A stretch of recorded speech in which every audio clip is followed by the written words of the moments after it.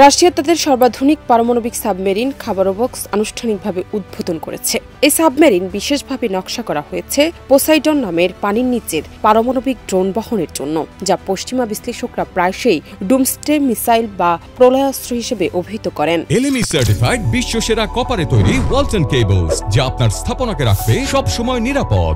রবিবার সেভমাস জাহাজ ঘাঁটিতে এক আনুষ্ঠানিক উদ্বোধন অনুষ্ঠানে রাশিয়ার প্রতিরক্ষামন্ত্রী আন্দ্রেই বেলোসভ সাবমেরিনটি জলাভিষেক করেন।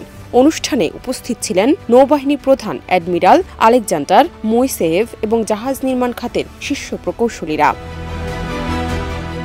রাশিয়ার প্রতিরক্ষা মন্ত্রণালয় জানায়, সাবমেরিনটি আধুনিক পানির নিচে অস্ত্র ও রোবোটিক সিস্টেম বহনের ক্ষমতা রাখে। এটি নকশা করেছেন Rubin marine engineering design bureau.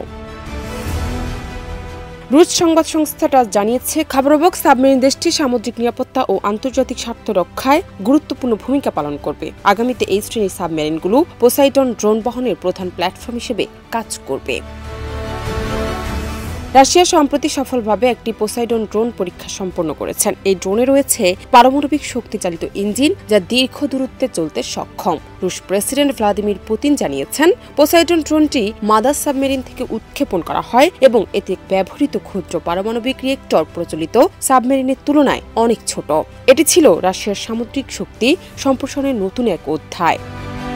জান্নাত নিপু, দেশ রূপান্তর।